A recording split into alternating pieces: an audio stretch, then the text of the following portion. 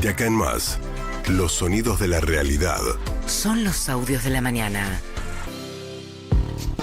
Último día hábil para mucha gente, ahora que me doy cuenta. Claro, para los chicos, sí. Mañana no tienen clase. No tienen clase. Mañana no hay clase. Así que no se quejen hoy. Al 11 68 61 1043, chicos, porque, bueno, mañana día no laborable, no hay clases en el día de mañana. Mientras tanto, ayer se conoció el número de inflación por tercer mes consecutivo, estuvo debajo del 2%, 1,9%. Y si bien subió la inflación de julio respecto a la inflación de junio, esto ocurre en un mes donde se había dado una suba muy pronunciada del tipo de cambio. O sea, y esto había hecho, bueno, despertaba la pregunta acerca de si iba a haber traslado a precios de la suba del dólar que había ocurrido en julio. Bueno, no se sintió ese traslado, por lo menos no en julio, hay que ver qué pasa en agosto, pero el gobierno celebró que por tercer mes consecutivo haya estado por debajo del 2%, particularmente después de lo que había pasado en julio con el salto del tipo de cambio. Luego también hubo ayer un vencimiento enorme de títulos que tienen los bancos, y si bien el gobierno, el equipo económico viene ofreciendo tasas muy altas y distinto tipo de operaciones para asegurarse que los bancos no se queden con esos pesos, pues los quiere absorber para que no vayan a presionar el tipo de cambio, en el día de ayer solo pudo renovar el 65% de los vencimientos que tenía el gobierno. Federico Furiasi, el director del Banco Central, más temprano explicaba lo siguiente. Esta es una operatoria puntual, no van los pesos a la calle, quedan encajados en el Banco Central, porque hay bancos que están en rojo, es decir, que le faltan pesos para reponer la suba de encajes que se vino haciendo en este contexto de fuerte apretón monetario. Es muy acotada, no es mayor a 1 billón de pesos, y además es de un día. Entonces, diametral la diferencia que hay entre esta operatoria que se da en el marco de un apretón monetario y lo que eran los put, que era ni más ni nada menos que plan platita, emisión monetaria asociada al déficit fiscal, con todo el problema que generó en términos de inflación, devaluación y pobreza.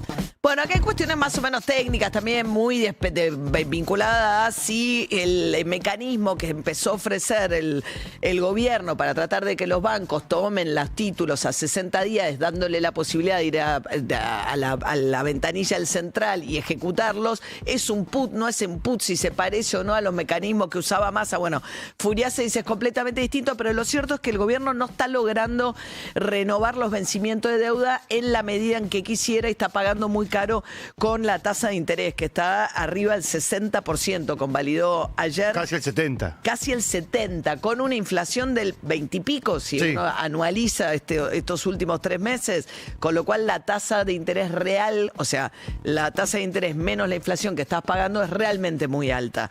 Veremos si logra el gobierno en algún momento cambiar esta tendencia que es bastante nociva para la actividad económica, para las empresas, para el funcionamiento de las empresas que necesitan financiarse y demás. Mientras tanto, Federico Sturzenegger, el ministro de Regulación, habló acerca de los controles del ANMAT. A ver.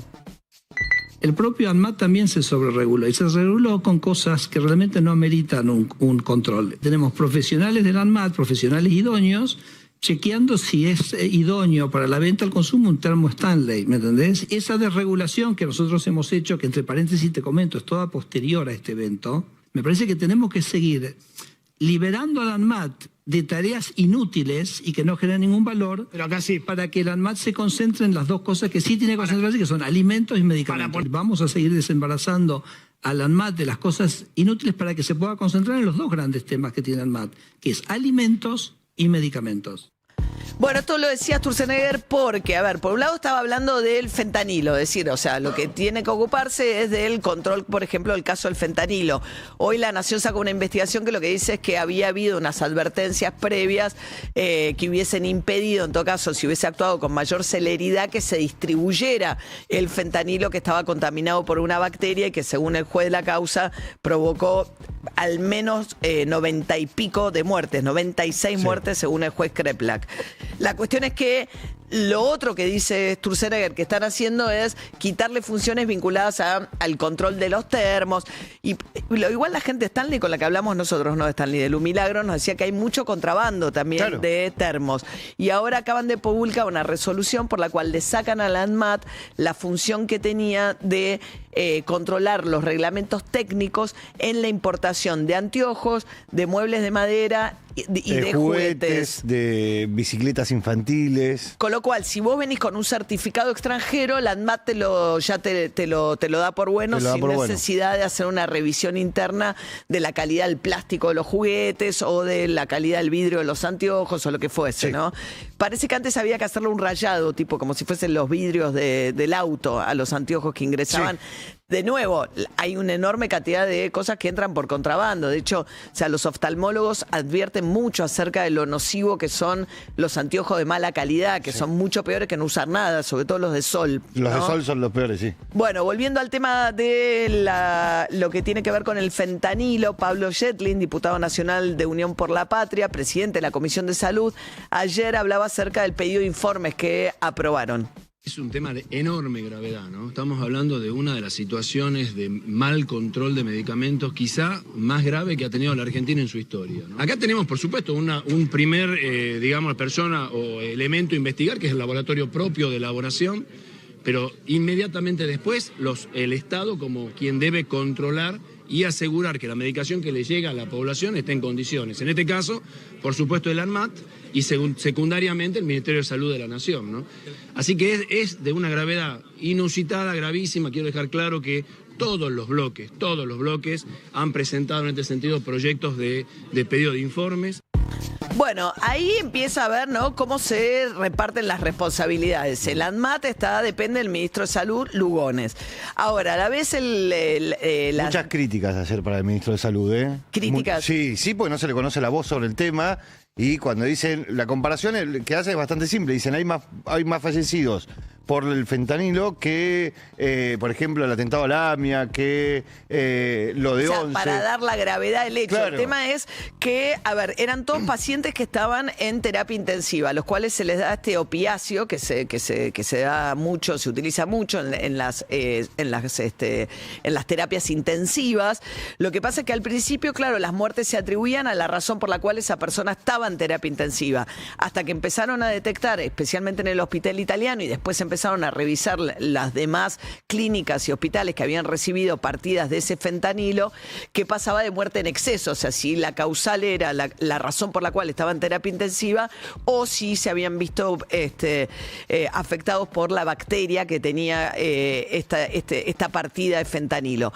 Entonces, por un lado está el ANMAT, ¿no? ¿Qué hizo el ANMAT o qué no hizo el ANMAT? Y después las denuncias de parte de los libertarios o de la diputada Giudice de que este era un laboratorio donde se produjo la infección ligado al kirchnerismo, a la cámpora, ¿no? De una persona con vínculos políticos con la cámpora. A ver, Silvana Giudice además dice que no es posible que el juez que investigue esta causa sea el hermano de Nicolás Kreplak, el ministro de Salud de Kicillof en la provincia de Buenos Aires. Cuando el juez Kreplak comienza la investigación y manda la primer medida de allanamiento, descubre que había 5 kilos de fentanilo en polvo, no procesado, en polvo, que es el que va al mercado del narcotráfico. Y cuando llega el allanamiento de Kreplak, no estaban.